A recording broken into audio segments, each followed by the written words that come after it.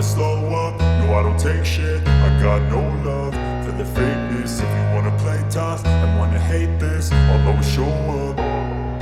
I don't ever slow up, no I don't take shit. I got no love for the fakeness. If you wanna play tough and wanna hate this, I'll always show up and make a statement. I don't ever slow up, no I don't take shit. I got no love for the fakeness. If you wanna play tough and wanna hate this, I'll always show up and make a statement. Everything I do so instinctive and so passionate. Every word I move so descriptive.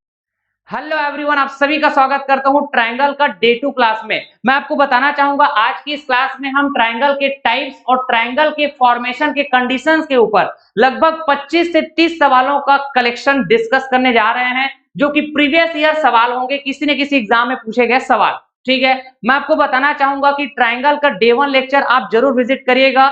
Day 1 lecture में triangle से related जो भी basic information होते हैं वो आपको provide कर दिया गया है एक सिंगल वीडियो के माध्यम से। अगर आप इस चैनल पे नए हैं तो चैनल जरूर सब्सक्राइब कर लीजिएगा और ट्रायंगल का प्लेलिस्ट विजिट करके वहां पे डे 1 लेक्चर जरूर देख लीजिएगा। तो चलिए स्टार्ट करते हैं आज का यह सेशन। देखिए दोस्तों, क्लासिफिकेशन ऑफ ट्रायंगल के बारे में चर्चा किया गया है डे 1 लेक्चर में। अगर आप इस चैनल पे नए हैं तो चैनल सब्सक्राइब कर लीजिएगा, ट्रायंगल का प्लेलिस्ट जरूर विजिट करिएगा, डे 1 लेक्चर जरूर देख लीजिएगा। तो टोटल 6 प्रकार के हमने ट्रायंगल के बारे में चर्चा किए हुए थे डिटेलिंग में 1 बाय 1। ठीक, तो हमने भुजा के आधार पर 3 प्रकार के त्रिभुज देखे थे on the basis of side. पहला प्रकार विषम बाहु त्रिभुज स्केलेन ट्रायंगल के नाम से जाना जाएगा। समद्विबाहु त्रिभुज आइसोसेल्स ट्रायंगल के नाम से जाना जाएगा। समबाहु त्रिभुज इक्विलेटरल ट्रायंगल के नाम से जाना जाएगा। ये तो हुआ भुजा के आधार पर 3 प्रकार के त्रिभुज। इसके अलावा हमने कोण के आधार पर 3 प्रकार के त्रिभुज देखे थे। ठीक है, on the basis of angle. तो आप कहेंगे सर एक्यूट एंगल ट्रायंगल जिसको हम न्यून कोण त्रिभुज कहेंगे, ऑब्ट्यूज एंगल ट्रायंगल अधिक कोण त्रिभुज कहेंगे, राइट एंगल ट्रायंगल जिसको कहेंगे हम समकोण त्रिभुज। ठीक है, तो ये हो गया कोण के आधार पर टोटल 3 प्रकार के त्रिभुज। ठीक है, हमने बात किया था कि कोई भी ट्रायंगल के अंदर 3 कोण बनते हैं, अगर सभी के सभी कोण 90 डिग्री से कम होते हैं तो ऐसे ट्रायंगल को क्या कहा जाएगा, न्यून कोण त्रिभुज या एक्यूट एंगल ट्रायंगल। तो आप देखेंगे कि सर एक कोण 80 डिग्री है, दूसरा कोण 40 डिग्री है, तीसरा कोण 60 डिग्री है। ठीक है, तो हम देख पाए कि तीनों के तीनों कोण, सारे के सारे कोण 90 डिग्री से कम बढ़ रहे हैं क्या, तो ऐसे ट्रायंगल को कहा जाएगा एक्यूट एंगल ट्रायंगल, न्यून कोण त्रिभुज। ठीक है जी, हमने कहा कि अगर 3 कोण में से एक कोण 90 डिग्री से अधिक होता है, जैसे कि इस ट्रायंगल पे आप देख सकते हैं कि एक कोण 30 डिग्री है, दूसरा कोण 40 डिग्री है, तीसरा कोण 110 डिग्री है, तो कोई भी एक कोण 90 डिग्री से अधिक हो गया तो ऐसे ट्रायंगल को हम कहेंगे ऑब्ट्यूज एंगल ट्रायंगल या फिर अधिक कोण त्रिभुज। ठीक है, अगर इन 3 कोण में से कोई भी एक कोण एग्जैक्टली 90 डिग्री के बराबर हो जाए तो हम ऐसे ट्रायंगल को क्या बोलेंगे, भाई साहब ये समकोण त्रिभुज है, राइट एंगल ट्रायंगल बनाएगी। जैसे कि इसमें एक कोण 40 डिग्री है, दूसरा कोण 50 डिग्री है और ये तीसरा कोण 90 डिग्री का, तो कोई भी एक कोण 90 डिग्री के बराबर हो जाए तो समकोण त्रिभुज कहेंगे, राइट एंगल ट्रायंगल के नाम से जाना जाएगा। तो इन्हीं बातों को ध्यान में रखते हुए हम सवाल सॉल्व करेंगे। ठीक है, काफी सारे वैरायटी के सवाल जो ऑलरेडी पूछे गए सवाल होंगे एग्जाम्स में, PYQ। ठीक है, अच्छा एक और जो बातें हैं जो मैं बताने जा रहा हूं, मैंने कहा कि ये जो कोण C है, चाहे आप एक्यूट एंगल ट्रायंगल में कहिए, चाहे ऑब्ट्यूज एंगल ट्रायंगल में कहिए, चाहे समकोण त्रिभुज में कहिए, ये जो कोण C है ये सबसे बड़ा कोण है क्या, ये कोण C जो मैं कह रहा हूं ये सबसे बड़ा कोण है। ठीक है सर, तीनों प्रकार के ट्रायंगल में आप देख सकते हैं, हाँ कि ना। तो सबसे बड़ा कोण के आधार पर ही ना हम क्वेश्चंस को फास्ट वे में सॉल्व करेंगे। अगर मैं ये कहूं कि एक त्रिभुज में सबसे बड़ा कोण 90 डिग्री से कम है क्या, तो मैं बोलूंगा वो न्यून कोण त्रिभुज है। खोपड़ी में घुसा ये बात, मैंने क्या कहा, एक त्रिभुज के अंदर सबसे बड़ा कोण अगर 90 डिग्री से कम है तो भाई बाकी जो 2 कोण है वो तो 90 डिग्री से कम होंगे ही होंगे, इसका मतलब ये न्यून कोण त्रिभुज होंगे, एक्यूट एंगल ट्रायंगल होंगे, हाँ कि ना। अगर मैं कहूं जिस त्रिभुज के अंदर सबसे बड़ा कोण मान लो 90 डिग्री से अधिक है, इसका मतलब क्या समझे कि भाई साहब वो ऑब्ट्यूज एंगल ट्रायंगल है, अधिक कोण त्रिभुज है, हाँ कि ना, दिख रहा है। अच्छा, मैंने कहा कि एक त्रिभुज के अंदर अगर सबसे बड़ा कोण एग्जैक्टली 90 डिग्री के बराबर है, हाँ कि ना, एक त्रिभुज के अंदर सबसे बड़ा कोण एग्जैक्टली 90 डिग्री के बराबर है तो वो कौन सा त्रिभुज कहलाएगा? राइट एंगल ट्राइंगल, समकोण त्रिभुज। ठीक है जी, तो चलिए फिर इन्हीं बातों को ध्यान में रखते हुए हम सवाल की तरफ आगे बढ़ते हैं। ओके, देखिए एसएससी सीएचएसएल में पूछे गया सवाल है, एक त्रिभुज के तीनों कोणों की माप का रेशियो दिया गया है 3:2:1। तो यह कैसा त्रिभुज है? समबाहु त्रिभुज है, समकोण त्रिभुज है, न्यूनकोण त्रिभुज है, अधिक कोण त्रिभुज है? किस टाइप का त्रिभुज है भाई? तो मैं इसको रेशियो मेथड से अप्रोच करूंगा। कैसे? एक तरफ लिखूंगा मैं रेशियो में वैल्यू, ठीक है, दूसरे तरफ लिखूंगा मैं एक्चुअल में वैल्यू। तो ये जो वैल्यू लिखने वाले हो वो किसका लिखने वाले हो सर? तो त्रिभुज के कोण का। तो मैंने कहा त्रिभुज के तीनों कोणों का योग, त्रिभुज के तीनों कोणों का सम एक्चुअल में कितना होता है? आप कहेंगे 180 डिग्री। अगर मैं रेशियो में बात करूं तो सर त्रिभुज के एक कोण दिया गया है 3 यूनिट, दूसरा कोण दिया गया है 2 यूनिट, तीसरा कोण दिया गया है 1 यूनिट। ठीक है, तो इन तीनों का सम कर देंगे तो ये क्या हो जाएगा? 6 यूनिट होगा। क्या 6 यूनिट की वैल्यू एक्चुअल में 180 डिग्री है। तो रेशियो मेथड क्या कहता है? रेशियो वाले वैल्यू को एक्चुअल वैल्यू से आप कंपेयर कर दीजिए। ठीक है, तो हमने कहा कि इधर मैं अगर 6 का डिवाइड किया तो इधर भी 6 का डिवाइड करिए, तो सर ये 1 यूनिट की वैल्यू पता चल जाएगा 30 डिग्री। तो मैंने क्या बोला था अभी तो थोड़ी देर पहले कि आप ना बड़े कोण को पहले पता करिए और उस आधार पे फिर आप त्रिभुज का नामकरण कर दीजिए। तो हमने कहा कि इसमें सबसे बड़ा कोण 3 यूनिट का है। क्या रेशियो वाले वैल्यू को हम यूनिट से रीड करते हैं? सबसे बड़ा कोण 3 यूनिट का है। क्या 1 यूनिट की वैल्यू 30 डिग्री है, तो 3 यूनिट की वैल्यू पता करने के लिए हम 30 डिग्री का गुणा कर देंगे 3 यूनिट के साथ, तो सर ये 90 डिग्री आएगा। क्या तो आप कहेंगे कि सर यहाँ पे सबसे बड़ा कोण जो बढ़ रहा है ना, इस ट्रायंगल का सबसे बड़ा कोण जो बढ़ रहा है इसकी वैल्यू एग्जैक्टली 90 डिग्री है। तो ऐसे त्रिभुज को हम समकोण त्रिभुज कहेंगे। क्या राइट एंगल ट्रायंगल कहेंगे। क्या अभी बताया था थोड़ी देर पहले। देखिए दोस्तों, अगर आप तीनों कोण की वैल्यू पता करने की चाहत रखते हैं तो इस रेशियो की मदद से पता कर पाएंगे। क्या हाँ सर, बात तो सही है। 1 यूनिट की वैल्यू 30 डिग्री है, 3 यूनिट की वैल्यू पता करनी है तो 30 डिग्री का गुणा करेंगे, 2 यूनिट की वैल्यू पता करनी है तो 30 डिग्री का गुणा करेंगे, 1 यूनिट की वैल्यू पता करनी है तो 30 डिग्री का गुणा करनी है। तो आप कहेंगे कि सर त्रिभुज की कोण हमको मिला, पहला कोण 30 दिया 90 डिग्री, दूसरा कोण 30 दूनी 60 डिग्री, तीसरा कोण 30 एकम 30, ठीक है 30 डिग्री। तो आप कहेंगे त्रिभुज के तीनों कोणों का योग 180 डिग्री हो रहा है। क्या जिसमें सबसे बड़ा कोण एग्जैक्टली 90 डिग्री के बराबर। इसीलिए तो हमने कहा था कि ये राइट एंगल ट्रायंगल एक समकोण त्रिभुज है। क्या ये जो त्रिभुज है ये समबाहु त्रिभुज हो सकता है, इक्विलेटरल ट्रायंगल हो सकता है? क्या तो आपका जवाब होना चाहिए नहीं। क्यों? क्योंकि इक्विलेटरल ट्रायंगल के, समबाहु त्रिभुज के जो 3 कोण होते हैं वो बराबर होते हैं आपस में और एग्जैक्टली 60 डिग्री के बराबर होते हैं, 60 डिग्री के बराबर होते हैं। तो ये समबाहु त्रिभुज तो नहीं हो सकता।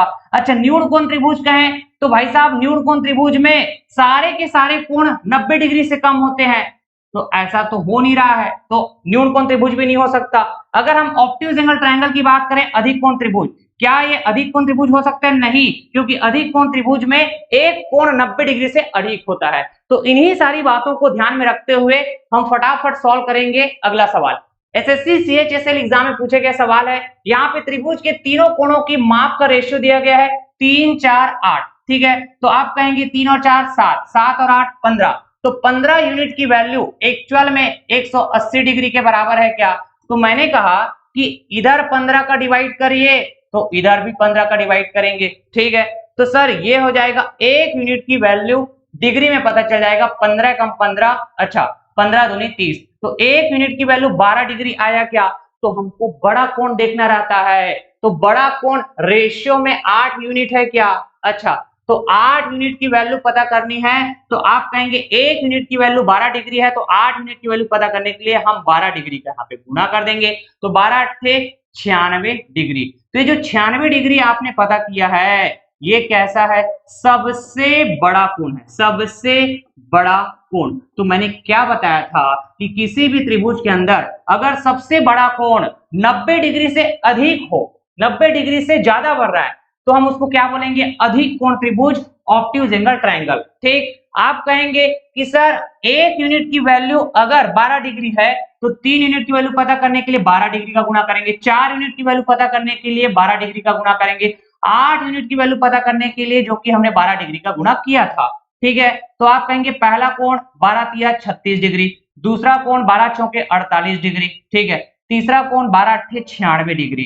तो मैं अगर कहूं क्या ये समद्विबाहु त्रिभुज हो सकता है, तो आप बोलेंगे सर समद्विबाहु त्रिभुज में आइसोसेल्स ट्रायंगल में दो कोण बराबर होते हैं। तो सर यहां पर तो कोई भी कोण बराबर नहीं है, मतलब ये आइसोसेल्स ट्रायंगल नहीं हो सकता, समद्विबाहु त्रिभुज नहीं हो सकता। ठीक है, और यहाँ पे तीन कोणों में से एक कोण 90 डिग्री से अधिक है, तो भाई साहब ये न्यून कोण त्रिभुज नहीं हो सकता है और न ही ये समकोण त्रिभुज हो सकता है, हाँ कि ना। क्या होगा ये अधिक कोण त्रिभुज, ऑब्ट्यूज एंगल ट्रायंगल। और यहां भी आप चेक कर सकते हैं कि त्रिभुज के तीनों कोणों का जो योग होगा, सम होगा, वो 180 डिग्री के बराबर आएंगे। ठीक है क्या? देखिए एसएससी सीएचएसएल 2019 में पूछे गए सवाल है, एक त्रिभुज के तीन कोणों का अनुपात दिया गया है 1:3:5। सबसे बड़े कोण की माप क्या है पता करके बतानी है, मतलब हमको 5 यूनिट की वैल्यू डिग्री में पता करनी है। क्या सबसे पहले रेशियो में टोटल करिए इसको, 1 3 4, 4 और 5 9। ठीक है, अच्छा अगर हम कहें एक्चुअल में तो आप बोलेंगे 180 डिग्री। त्रिभुज के तीनों कोणों का योग 180 डिग्री, रेशियो में 9 यूनिट, एक्चुअल में 180 डिग्री। मैंने कहा कि दोनों साइड आप 9 का डिवाइड करिए तो आपको 1 यूनिट की वैल्यू पता चल जाएगा। ठीक है, आप कहेंगे सर 20 डिग्री आएगा, हाँ कि ना। तो 1 यूनिट की वैल्यू 20 डिग्री है, तो 5 यूनिट की वैल्यू पता करने के लिए यहाँ पे 20 डिग्री का मल्टीप्लाई कर दीजिए, तो 20 पंचे 100 डिग्री। यही तो है सबसे बड़े कोण की माप। आप कहेंगे ऑप्शन ए हमारा करेक्ट हो जाएगा। आप ना यहाँ पे ऐसा भी कर सकते हैं, देखो मैंने कहा कि रेशियो में जो त्रिभुज के तीनों कोणों का योग है 9 यूनिट। ठीक है सर, एक्चुअल में कितनी है तो आप कहेंगे 180 डिग्री, हाँ कि ना। तो मैं अगर कहूं दोनों तरफ 9 का डिवाइड किया, इसका मतलब ये भी हो सकता है क्या सर कि मैं दोनों साइड 9 से कैंसिल किया, एक बार में गया और ये 20 बार में जाएगा। ठीक है, तो आप कहेंगे 1 यूनिट की वैल्यू 20 डिग्री, ऐसा भी बोल सकते थे। ठीक है, तो इन्हीं बातों को ध्यान में रखना है, छोटी छोटी बातें हैं। एसएससी सीएचएसएल एग्जाम में पूछे गए सवाल है, त्रिभुज के तीन कोण दिए गए हैं रेशियो में, इसका आप सम करेंगे, टोटल करेंगे, तो 1 और 2 3, 9 3 12, ये हो गया 2। अच्छा फिर 9 3 12, 12 5 17, 17 1 18, 182 यूनिट। अच्छा एक्चुअल में कहें तो 180 डिग्री। ओके, अगर मैं कहूं 1 यूनिट की वैल्यू मुझे पता करनी है तो आप 182 का डिवाइड कर देंगे दोनों तरफ, यही कहेंगे, तो इधर ये कैंसिल हो जाएगा, 1 यूनिट आएगा। और इधर राइट साइड में कहें तो 180 डिवाइड 182, यही बात है। तो 1 यूनिट की वैल्यू मैंने पता कर लिया, मुझे क्या पता करना है, कैसा त्रिभुज है। तो हम हमेशा सबसे बड़े कोण को देखेंगे। क्या तो सबसे बड़े कोण की जो वैल्यू है रेशियो में 91 यूनिट है, तो 91 यूनिट की वैल्यू पता करनी है मुझे डिग्री में। ये किसमें है सर, डिग्री में। तो मैं क्या करूंगा, 91 के साथ गुणा कर दूंगा, किसको, 180 डिवाइड में 182। ठीक, तो आप कहेंगे 91 से काटेंगे एक बार में, 91 से काटेंगे दो बार में, 2 से काटेंगे एक बार में, 2 से काटेंगे 90 बार में। तो ये वैल्यू किस में आने वाले हैं, डिग्री में आने वाले हैं। क्या तो आप कहेंगे जो सबसे बड़े कोण की वैल्यू है वो कितना आ रहा है, 90 डिग्री। ठीक, ये क्या है, सबसे बड़ा कोण। ठीक है, जो कि कितना आया, आप कहेंगे 90 डिग्री। तो ऐसा किस त्रिभुज में होता है, समकोण त्रिभुज में, राइट एंगल ट्रायंगल में होता है। क्या चलिए बड़ा प्यारा सा सवाल है, एसएससी सीएचएस में पूछा गया सवाल, एक त्रिभुज में सभी कोणों के मान पूर्णांक है, मतलब इंटीजर है, all the angles are integer, मतलब त्रिभुज के तीनों कोण ना इंटीजर है, एक कंप्लीट नंबर है, डेसिमल के फॉर्म में नहीं है। त्रिभुज के जो कोण है वो सभी के सभी कोण, तो निम्नलिखित में से कौन सा उनके मापों का अनुपात नहीं हो सकता। तो देखिए यार, अगर सारे के सारे कोण इंटीजर बोले जा रहे हैं, तो अगर मैं 1 यूनिट की वैल्यू पता करूं तो ये भी एक इंटीजर में आना चाहिए, लेकिन किसमें होगा, वो डिग्री में होगा। तो आप कहेंगे त्रिभुज के तीनों कोणों का योग 180 डिग्री। एक्चुअल में जी रेशियो में कहें तो सबका आप सम कर दीजिए, 1 और 2 3, 3 और 3 6। तो क्या ये पूरी तरह डिवाइड हो पा रहा है, हजर हो पा रहा है, तो बोलेंगे 30 डिग्री, मतलब 1 यूनिट की वैल्यू 30 डिग्री आ रहा है, और ये कैसा है, तो आप बोलेंगे इंटीजर है। ठीक है, और इंटीजर है मतलब यहाँ पे हम कहेंगे त्रिभुज के कोण पूर्णांक है भाई, और त्रिभुज के कोण पूर्णांक है मतलब ये जो रेशियो बोला गया है, जो अनुपात बोला गया है त्रिभुज के तीनों कोणों का, ये बिल्कुल हो सकता है, हमको नहीं हो सकता है ये पता करनी है क्या। अब देखो यहाँ पे चेक कर लेते हैं, तो एक यूनिट की वैल्यू पता करने के लिए आप कहेंगे 180 डिग्री को डिवाइड करेंगे ये सब का टोटल करके, 3 और 4 7, 7 5 12, क्या ये पूरी तरह डिवाइड हो पा रहा है? तो आप कहेंगे 12 एकम 12, फिर 12 पंचे 60, 15 डिग्री। सर ये भी तो एक इंटीजर है, ठीक है क्या? तो आप कहेंगे सर ये भी त्रिभुज की तीनों कोणों का अनुपात हो सकता है, हमको नहीं हो सकता है ये पता करनी है। अब देखो यहाँ पे चेक कर लेते हैं, आप कहेंगे एक यूनिट की वैल्यू पता करने के लिए 180 डिग्री को डिवाइड करेंगे इन तीनों का टोटल करके, 5 और 6 11, 11 7 18। सर यहाँ पर ही पूरी तरह डिवाइड हो पा रहा है, ये 10 डिग्री आएगा। ये भी एक कंप्लीट नंबर है, ये डेसिमल के फॉर्म में नहीं आ रहा है, मतलब ये इंटीजर है। तो त्रिभुज के तीनों कोण के जो अनुपात है ये बिल्कुल पॉसिबल है। हाँ सर पॉसिबल है, एक ही ऑप्शन बच गया, ऑप्शन डी। तो सवाल के हिसाब से यही आंसर हो जाएगा, आप चेक करके देख सकते हैं। आप कहेंगे एक यूनिट की वैल्यू पता करने के लिए 180 डिग्री का हम डिवाइड करेंगे किससे, ये सब का टोटल करके, 8 7 15, 15 6 21, ठीक। तो यहाँ जो भी वैल्यू आएगा ये क्या आएगा, इंटीजर नहीं आएगा, नॉट एन इंटीजर। समझ पा रहे हैं क्या? मतलब ये पूर्णांक नहीं होगा, एक यूनिट की वैल्यू जो डिग्री में आएगा ये पूर्णांक नहीं होगा।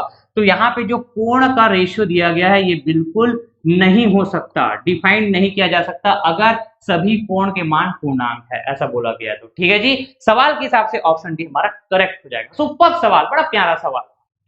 देखिए दोस्तों, हमने कहा condition of formation of triangle, इसका मतलब क्या हुआ? आप कहेंगे सर त्रिभुज के बनने की कंडीशंस, एक ट्राइंगल जब बनाई जाती है, एक त्रिभुज बनाई जाती है तो कुछ कंडीशंस है जो सेटिस्फाइड होना जरूरी है।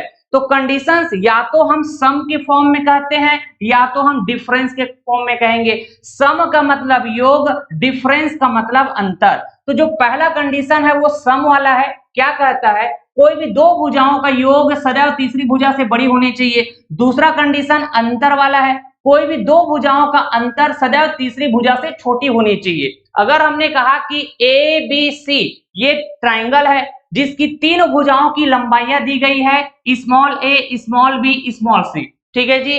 तो अगर हम कह रहे हैं कि ये ट्राइंगल है, इसका मतलब त्रिभुज के बनने की कंडीशन इसमें पहले से ही सेटिस्फाइड है, तभी मैं कह रहा हूं कि ये दी गई आकृति एक ट्राइंगल है, त्रिभुज है, ठीक है। तो आप कहेंगे कि सर अगर हम सम वाला कंडीशन कहें तो कोई भी दो भुजाओं का योग a प्लस बी, तीसरी भुजा c से बड़ी होनी चाहिए। कोई भी दो भुजाओं का योग b प्लस सी, तीसरी भुजा a से बड़ी होनी चाहिए। कोई भी दो भुजाओं का योग c प्लस a, तीसरी भुजा b से बड़ी होनी चाहिए। अगर ये सम वाला कंडीशन सेटिस्फाइड हो जाता है तो ये जो डिफरेंस वाला कंडीशन है ये ऑलरेडी सेटिस्फाइड है।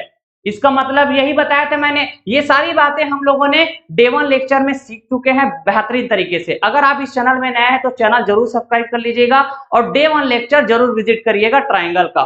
तो अगर हम कहें कि कोई भी दो भुजाओं का अंतर, तो आप कहेंगे सदैव तीसरी भुजा से छोटी होनी चाहिए। तो a माइनस बी छोटी होंगे किससे, तीसरी भुजा c से। आप कहेंगे कोई भी दो भुजाओं का अंतर b माइनस सी, तीसरी भुजा a से छोटी होनी चाहिए। कोई भी दो भुजाओं का अंतर c माइनस ए, तीसरी भुजा b से छोटी होनी चाहिए, ठीक है। तो जब भी हम डिफरेंस की बात करेंगे हमेशा ध्यान में रखना, हम डिफरेंस का पॉजिटिव वैल्यू बात करेंगे, मैंने डे 1 लेक्चर में भी बताया हुआ है। इसलिए डिफरेंस को हमेशा हम मॉड के अंदर में रखेंगे, ठीक है। तो मॉड हमेशा पॉजिटिव वैल्यू देता है। जैसे मैंने कहा 5 माइनस 6, आप कहेंगे तो -1 आएगा, लेकिन मुझे इस डिफरेंस का पॉजिटिव वैल्यू बात करना है, इसलिए मैं इस डिफरेंस को मॉड के अंदर रखूंगा और मॉड हमेशा पॉजिटिव वैल्यू देगा। तो आप कहेंगे 1, 5 और 6 के बीच जो डिफरेंस है वो किसने का है, 1 का है, या फिर आप कहिए +1, तो +1 बोलिए चाहे 1 बोलिए, बात एक ही है। इसके अलावा मैं आपको और कुछ बेसिक बातें जो बताना चाहूंगा जिसमें कंफ्यूजन होता है। अगर मैंने कहा कि ये इस तरह का साइन मैंने यूज किया, ठीक है, तो किस साइड बड़ा को बताएगा, किस साइड छोटा को बताएगा। जिधर मुंह खुलेगा उस साइड हमेशा बड़ा वैल्यू होगा, ठीक है, या फिर कहिए बड़ी वैल्यू होगी जिधर मुंह खुला, ठीक है। तो अपोजिट साइड ये बंद वाला है क्या, ऐसे, तो इस साइड क्या होने वाले हैं, छोटी वैल्यू, ठीक है क्या। ठीक उसी तरह अब जस्ट इसके अपोजिट भी बात कर लो, मान लो इस तरह से साइन मैंने यूज किया तो आप कहेंगे सर इधर मुंह खुला हुआ है, मतलब इधर हमेशा बड़ी वाली वैल्यू रहेंगे और इसके अपोजिट साइड जिधर ऐसे बंद है, ठीक है, इस साइड है बंद वाले, तो इधर कहेंगे आप छोटी वैल्यू, ठीक, हमेशा ध्यान में रखेंगे। अच्छा, अब इधर आइए थोड़ा सा और इसको मैं कंटिन्यू करना चाहूंगा। पहले एक सवाल कर लेते हैं। एसएससी सीएचएसएल में पूछे गए सवाल है, यदि एक त्रिभुज की भुजाओं का मान एक्स वाई जेड है, त्रिभुज की 3 भुजाएं दी गई है एक्स वाई जेड, तो निम्न में से कौन सा कथन असत्य है? इनकरेक्ट वाला ऑप्शन सेलेक्ट करनी है क्या? तो इस बात को ध्यान में रखते हुए कि जिधर मुंह खुलेगी उस साइड हमेशा बड़ी वैल्यू देखने को मिलेगी, ठीक है, तो अपोजिट साइड छोटी वैल्यू होंगे सर। अच्छा, जिधर मुंह खुलेगी उस साइड हमेशा बड़ी वैल्यू देखने को मिलेगा, अच्छा, अपोजिट साइड छोटी वैल्यू होंगे। तो अब देखो त्रिभुज का कंडीशंस के हिसाब से हम यहाँ पे आंसर करेंगे। तो त्रिभुज बनने का कंडीशंस क्या कहता है? कोई भी दो भुजाओं का योग तीसरी से बड़ी होनी चाहिए, ये बिल्कुल सत्य बात है। कोई भी दो भुजाओं का योग तीसरी से बड़ी होनी चाहिए, ये भी बिल्कुल सत्य बात है। कोई भी दो भुजाओं का अंतर तीसरी से छोटी होनी चाहिए, ये भी बिल्कुल सत्य बात है, करेक्ट बात है। अगर हम कहें कोई भी दो भुजाओं का अंतर तीसरी से बड़ी होनी चाहिए, ये तो बिल्कुल इनकरेक्ट है, असत्य बात है, और यही बताना था। ऑप्शन डी हमारा क्या हो जाएगा? करेक्ट हो जाएगा। ठीक है जी। देखिए एसएससी एमटीएस 2023 में पूछे गए सवाल है, निम्नलिखित में से कौन सी त्रिभुज की भुजा की लंबाई हो सकती है? तो सम वाला कंडीशन लगा देते हैं, कोई भी दो भुजाओं का योग तीसरी से हमेशा बड़ी होनी चाहिए, ठीक है। तो आप कहेंगे 3 और 4 7, तो सर ये तीसरी भुजा के बराबर हो जा रहा है, कंडीशन नॉट सेटिस्फाइड। अच्छा, 7 और 9 16, तीसरी भुजा से छोटी आ रही है जबकि बड़ी आनी चाहिए, योग हमेशा तीसरी से बड़ी, ठीक है। 2 और 3 5, तीसरी से बड़ी है, फिर उसी तरह 3 और 4 7, तीसरी से बड़ी है, फिर 4 और 2 6, तीसरी से बड़ी है। यस, कंडीशन सेटिस्फाइड हो गया है सर, तो ऑप्शन सी हमारा करेक्ट हो जाएगा। आप ऑप्शन डी को चेक करके देख सकते हैं, 3 और 5 8, ये तो 8 के तीसरी भुजा 8 के बराबर आ गया ये, ठीक है। तो अगला कॉम्बिनेशन चेक करने की जरूरत ही नहीं है, तो वैसे भी हमारा आंसर क्या है? Option C will be correct. यही 2 3 4 3 भुजाएं हैं जो त्रिभुज की भुजाएं हो सकती है। ओके, देखिए एक ट्रायंगल बनने की जो कंडीशंस है, सम वाला कंडीशन और डिफरेंस वाला कंडीशन, अगर मैं ये दोनों कंडीशंस को कंबाइन करके लिखने की चाहत रख रहा हूं तो कैसे कंबाइन कर पाऊंगा? ध्यान से सुनिएगा। मैंने कहा कोई भी दो भुजा लीजिए, मैंने कहा ए और बी लिया, इन दोनों का आपस में डिफरेंस करिए। हमको डिफरेंस का पॉजिटिव वैल्यू चाहिए होता है सर, इसलिए हम डिफरेंस को मॉड के अंदर रखेंगे, सही बात है। अच्छा, इन्हीं दो भुजाओं का आप सम कर दीजिए, मतलब हम योग कर देंगे, ठीक है। तो ए और बी मैंने दो भुजाएं ली, तो तीसरी भुजा सी हो जाएंगे क्या? अब ये सम वाला कंडीशंस क्या कहता है कि कोई भी दो भुजाओं का योग हमेशा तीसरी भुजा से बड़ी होनी चाहिए, ठीक है।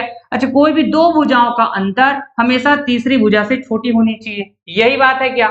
अच्छा, इसको हमने कैसे बात किया होगा? जिधर मुंह खुलेगा, जिधर मुंह खुलेगा उस साइड हमेशा बड़ी वैल्यू देखने को मिलेगा, और जिधर मुंह बंद होगा उस साइड हमेशा छोटी वैल्यू देखने को मिलेगा, ठीक। अगर मैंने मुंह ऐसा खोल दिया लाइक दिस, ठीक है, तो इस साइड हमेशा बड़ी वैल्यू देखने को मिलेगा, और जिधर मुंह बंद है अपोजिट साइड इधर छोटी वैल्यू देखने को मिलेगा। तो इस सेंस में आप यहाँ पे इसको रीड कर सकते हैं, ठीक है क्या? अच्छा, तो और अगला मैं बात करूं तो कोई भी दो भुजा मैंने जैसे बी और सी लिया, तो मैंने कहा बी माइनस सी करिए, मॉड के अंदर बात किया जाएगा सर। अच्छा, इन्हीं दो भुजाओं का आप सम कर दीजिए, ठीक है। तो तीसरी भुजा क्या देखने को मिलेगा? आप कहेंगे तीसरी भुजा यहाँ पे ए देखने को मिलेगा। तो कोई भी दो भुजाओं का योग हमेशा तीसरी भुजा से बड़ी होनी चाहिए, कोई भी दो भुजाओं का अंतर हमेशा तीसरी भुजा से छोटी होनी चाहिए, यही बात है। अच्छा, अगला एक और बच गया ना भाई, वो कौन सा है? तो आप कहेंगे सर सी और ए ले लेते हैं ना, इन दोनों का हम डिफरेंस कर देंगे, मॉड के अंदर बात करेंगे सर, और इन्हीं दो भुजाओं का हम आपस में सम बात कर लेंगे, योग बात कर लेंगे। तो जो तीसरी भुजा है वो बी हो जाएगा क्या? तो आप कहेंगे कोई भी दो भुजाओं का योग तीसरी भुजा से बड़ी होनी चाहिए, ठीक, और उन्हीं दो भुजाओं का अंतर कहें तो तीसरी भुजा से छोटी होनी चाहिए। आप चाहे तो इसी को दूसरे तरीके से भी लिख पाएंगे। मैंने कहा कि दो भुजाएं लीजिए ए और बी, ये दोनों का आप योग करिए, तीसरी भुजा सी से बड़ी आनी चाहिए। अच्छा, इन दोनों का आप डिफरेंस करिए, अंतर करिए, ये जो अंतर है तीसरी भुजा सी से छोटी आनी चाहिए।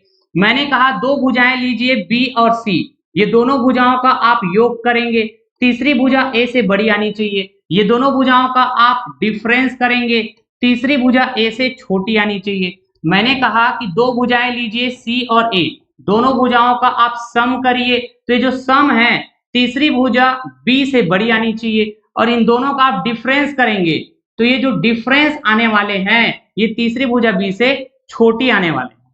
समझ पा रहे हैं क्या? ठीक है दोस्तों, तो एक ट्राइंगल बनने के जो कंडीशंस होते हैं सम वाला और डिफरेंस वाला, ये दोनों को जब आप कंबाइन करके लिखने जाते हैं ना तो इसको लिखने के दो तरीके, एक तो ये वाला तरीका है और दूसरा ये वाला तरीका। दोनों तरीके का जो मतलब है ना वो बिल्कुल सेम है भाई, ठीक है, कोई अलग अलग नहीं है, इसका जो मतलब है बिल्कुल सेम है इसका मीनिंग।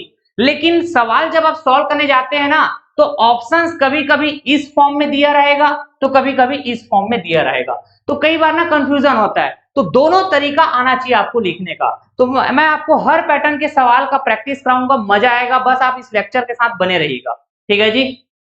देखिए एसएससी एमटीएस में पूछे गए सवाल है, यदि किसी त्रिभुज की दो भुजाओं की लंबाई 5 और 7 है तो तीसरी भुजा ए की वैल्यू क्या हो सकती है पता करके बतानी है। तो त्रिभुज की तीन भुजाएं दी गई है 5, 7 और ये ए, ठीक है। तो त्रिभुज के बनने के दो कंडीशंस सम और डिफरेंस वाला, दोनों को कंबाइन करके लिखने के दो तरीके होते हैं क्या हमारे पास। अच्छा, पहला तरीका क्या होगा, सबसे पहली बात हम कहें 5 और 7 दोनों का योग करेंगे तो 12, तीसरी भुजा ए से बड़ी होनी चाहिए। अच्छा, 5 और 7 का अगर हम अंतर करेंगे तो दोनों के बीच जो अंतर है वो 2 का है क्या, जो तीसरी भुजा ए से छोटी होनी चाहिए। ये पहला तरीका हुआ। दूसरा तरीका क्या हो सकता है, आप कहेंगे 5 और 7 का योग करने से सर ये 12 आएगा। अच्छा, 5 और 7 का अंतर करने से सर ये 2 आएगा, तीसरी भुजा ए है। तो आप कहेंगे कि सर दो भुजाओं का योग हमेशा तीसरी भुजा ए से बड़ी होंगे, दो भुजाओं का अंतर हमेशा तीसरी भुजा ए से छोटी होंगे। तो ये दो तरीका हुआ। अब देख सकते हैं ऑप्शंस के हिसाब से जो मैच कर रहा होगा हम आंसर कर देंगे। तो आप कहेंगे सर ये दूसरा वाला जो तरीका है वो मैच कर रहा है, ऑप्शन डी हमारा करेक्ट हो जाएगा। इसीलिए तो मैंने यहाँ पे दोनों तरीके से लिखना आपको सिखाया, त्रिभुज के सम वाला कंडीशन और डिफरेंस वाले कंडीशन को कंबाइन करके लिखने का ये पहला तरीका और ये दूसरा तरीका, ठीक है। और इसको आप यहाँ पे फिल भी कर पाए होंगे। अब एक बात बताने जा रहा हूं, उसको ध्यान से सुनिएगा। अगर आपको तीसरी भुजा ए की वैल्यूज क्या क्या पॉसिबल है ऐसा सवाल पूछ दिया जाता तो सवाल ऐसा होता, number of possible values of A पता करके बताइए। तो आप क्या बोलते हैं, सर हम ए की वैल्यू पता करते कि क्या क्या वैल्यूज है, काउंट करके बता देते, यही बात है। तो हम कहेंगे ए की वैल्यू ना सर 2 और 12 के बीच में आएगा, यही बात है क्या। अरे ए की वैल्यू 2 से बड़ी लेकिन 12 से छोटी है, यहां भी देख लो ए की वैल्यू 2 और 12 के बीच में आएगा, कहीं से भी चेक कर सकते हो। ए की वैल्यू 2 से बड़ी 12 से छोटी, हाँ कि ना। तो आप कहेंगे ए की वैल्यू 2 से बड़ी होंगे, मतलब 3 हो सकते हैं, 4 हो सकते हैं, 5, 6, 7, 8, 9, 10, 11, ठीक है। 12 हो सकते हैं क्या, नहीं भाई 12 से छोटी होनी चाहिए। 2 और 12 के बीच में यही नंबर्स पॉसिबल है क्या, 1, 2, 3, 4, 5, 6, 7, 8, 9, ठीक है। तो number of possible values of A क्या होंगे, 9 वैल्यूज होंगे क्या। हाँ सर बात तो सही है। ये तो एक तरीका हुआ। दूसरा तरीका क्या हो सकता है, शॉर्टकट तरीका बताने जा रहा हूं आपको। ये जो भुजाएं दी रहती है ना 5, 7 और ये ए, तीन भुजाएं दी रहेगी आपको त्रिभुज के, ठीक है, जिसमें से दो वैल्यू फिक्स है क्या, 5 और 7 की। ए के बहुत सारे वैल्यू हो सकते हैं लेकिन 5 और 7 पे तो फिक्स वैल्यू है। तो ये दोनों फिक्स वैल्यू में आप सबसे छोटी वैल्यू को पकड़िए, तो सबसे छोटी वैल्यू ये 5 है क्या, इसका आप डबल कर दीजिए 2 गुना, फिर आप 1 से माइनस करेंगे तो इसका जो भी आंसर आएगा वो क्या बताएगा, number of possible values of A, ठीक है। तो आप बोलेंगे 5 दूनी 10, 10 में गया 9, ठीक है। तो 9 वैल्यूज ऑफ ए, समझ पा रहे हैं क्या, कितने वैल्यूज होंगे ए के, 9 वैल्यूज। ये शॉर्टकट तरीका हुआ। किसी दिन आपको ये बोल दिया जाता कि भाई साहब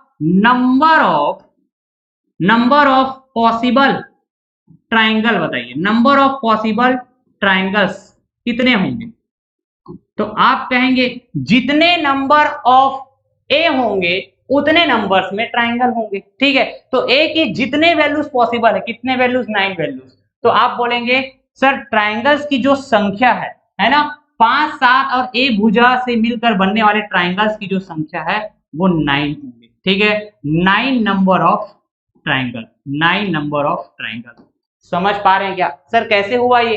अरे जो भुजाएं हैं वो क्या के दी हुई है 5, 7 और क्या दी हुई है सर ए।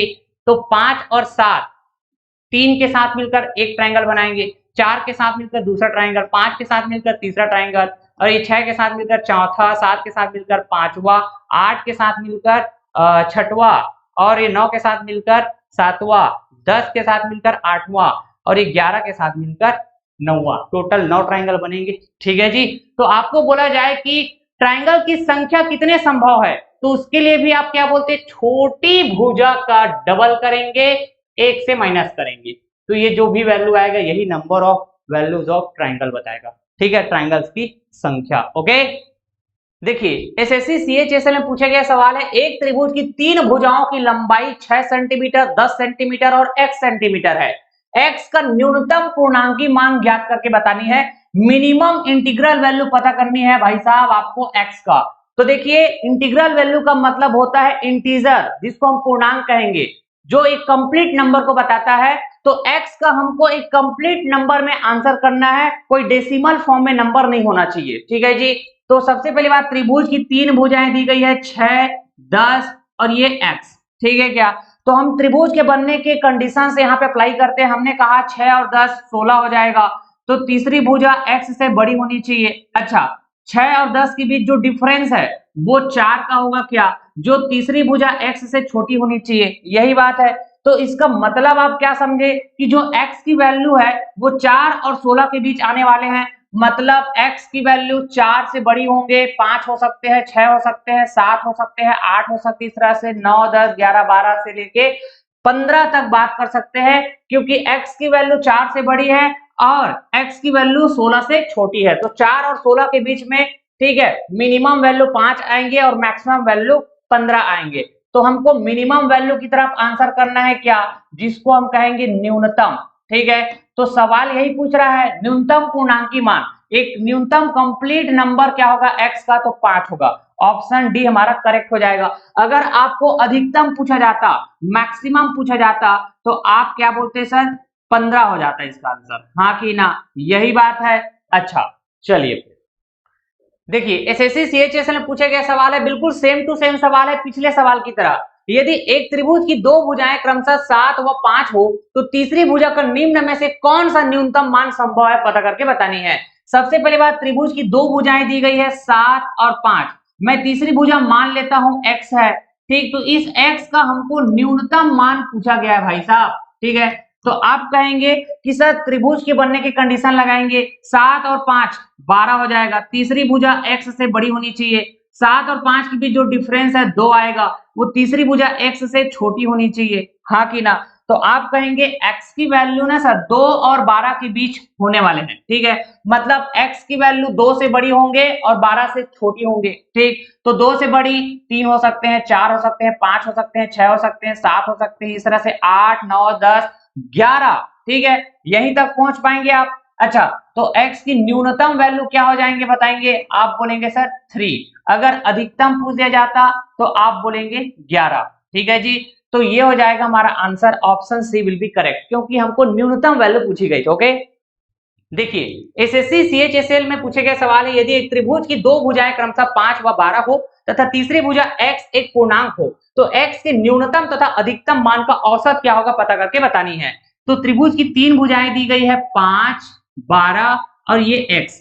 जिस तरह 5 और 12 ये इंटीजर को बता रहा है, ठीक उसी तरह x भी एक इंटीजर को बताएगा, पूर्णांक को बताएगा। सवाल यही बोलना चाह रहा है। तो इन्हीं बातों को ध्यान में रखते हुए हमने कहा त्रिभुज की 2 भुजाओं का योग, तो 5 और 12 17, तीसरी भुजा x से बड़ी आनी चाहिए। इन्हीं 2 भुजाओं का हम अंतर करेंगे तो सर ये हो जाएगा 7, जो तीसरी भुजा x से छोटी आनी चाहिए। तो आप कहेंगे जो x की वैल्यू है वो 7 से बड़ी है लेकिन 17 से छोटी है, तो हम कहें x की जो न्यूनतम वैल्यू है वो 8 होंगे और जो अधिकतम वैल्यू है वो 16 होंगे। अरे 7 और 17 के बीच 8 आएंगे, 9 आएंगे, 10 आएंगे, 11 आएंगे, 12, 13, 14, 15, तो अधिकतम वैल्यू क्या होंगे 16 होंगे क्या, अच्छा, और न्यूनतम वैल्यू क्या होंगे? 8 होंगे क्या? तो सवाल क्या कहता है, न्यूनतम और अधिकतम, न्यूनतम और अधिकतम दोनों का आप एवरेज पता करो, औसत पता करो। तो 16 और 8 24 होगा, 24/2 तो सर 12 आएगा क्या? यही तो हमारा आंसर है, option C will be correct. ठीक है जी। एक और सवाल कर लेते हैं, बिल्कुल सेम टू सेम सवाल है पिछले सवाल जैसा। यदि एक त्रिभुज की दो भुजाएं क्रमशः 13 व 14 हो तथा तीसरी भुजा x एक पूर्णांक हो, तो x की न्यूनतम तथा अधिकतम मान का औसत क्या होगा पता करके बतानी है। त्रिभुज की तीन भुजाएं दी गई है 13, 14 और x। ठीक है, हमने कहा कोई भी दो भुजाओं का योग करेंगे तो सर ये हो जाएगा 27। तीसरी भुजा x से बड़ी आनी चाहिए, हाँ कि ना? इन्हीं दो भुजाओं का हम अंतर कर देते हैं तो ये हो जाएगा 1। ये जो अंतर है वो तीसरी भुजा x से छोटी आनी चाहिए। तो आप कहेंगे जो x की वैल्यू है ये 1 और 27 के बीच आएगा, मतलब 1 से बड़ी और 27 से छोटी। तो आप कहेंगे जो x की मिनिमम वैल्यू है वो 2 होंगे और जो मैक्सिमम वैल्यू है वो क्या होंगे सर? तो 26 होंगे, हाँ कि ना? 1 और 27 के बीच में 2, 3, 4 इस तरह से 5, 6, 7, 8, 9 से लेके अधिकतम क्या होंगे सर?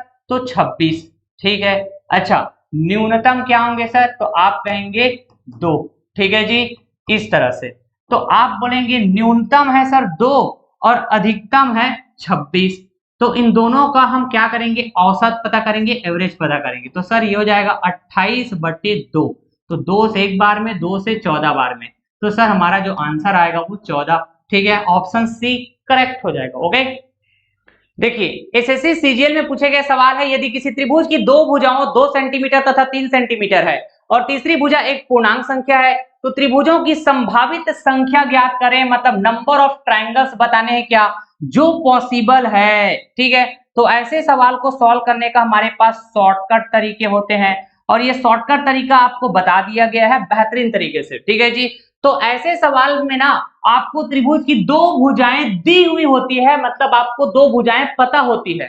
तो शॉर्टकट तरीका क्या कहता है कि दी गई दो भुजाओं में पहले आप चेक करिए कि सबसे छोटी भुजा क्या है। सबसे छोटी भुजा, तो आप कहेंगे सर 2 सेंटीमीटर। अरे 2 सेंटीमीटर और 3 सेंटीमीटर, ये दी गई दो भुजाएं हैं त्रिभुज के, दोनों में सबसे छोटी भुजा 2 सेंटीमीटर है क्या? तो शॉर्टकट तरीका क्या कहता है बच्चा कि सबसे छोटी भुजा का आप क्या करिए? डबल। ठीक है, फिर इसमें 1 माइनस करिए, फिर आप देखेंगे जो भी रिजल्ट आएगा, 2 दूनी 4, 4 में 1 माइनस करने से 3, ये जो रिजल्ट आया है 3, ये 3 क्या बताएगा? ये बताएगा number of possible triangle, number of possible triangle, संभावित त्रिभुजों की संख्या कितने होंगे सर? 3। ऑप्शन सी हमारा क्या हो जाएगा? करेक्ट हो जाएगा। किसी दिन आपको बोल दिया जाता कि बताइए तीसरी भुजा के कितने मान संभव है। अगर मैं तीसरी भुजा को x सेंटीमीटर कहा, ठीक है, तो x के कितने मान संभव है? मैं कह रहा हूं number of possible values, number of possible values of x, तो भी क्या कहेंगे? 3। ये बात हम जानते हैं, हाँ सर ये बात हम जानते हैं, सीख चुके हैं। ठीक है, आप इसको वेरीफाई कर सकते हैं बेसिक तरीके से सॉल्व करके। ठीक, पहली बात तो हमारा आंसर आ चुका है ना इस सवाल का। बेसिक तरीका क्या कहता है कि दी गई जो भुजाएं हैं वो 2 सेंटीमीटर 3 सेंटीमीटर, तीसरी भुजा नहीं दी हुई थी, हमने मान लिया। ठीक है, 2 और 3 5, तीसरी भुजा x से बड़ी। अच्छा, 2 और 3 के बीच जो डिफरेंस है वो 1 है, तीसरी भुजा x से छोटी। तो आप कहेंगे x की जो वैल्यू है वो 1 और 5 के बीच में आएगा, 1 से बड़ी 5 से छोटी। ठीक, तो बोलेंगे x की वैल्यू 2 हो सकती है, 3 हो सकती है, 4 हो सकती है, 1 से बड़ी 5 से छोटी। ठीक है, तो आप कहेंगे x की कितने वैल्यूज पॉसिबल है? 1 2 3।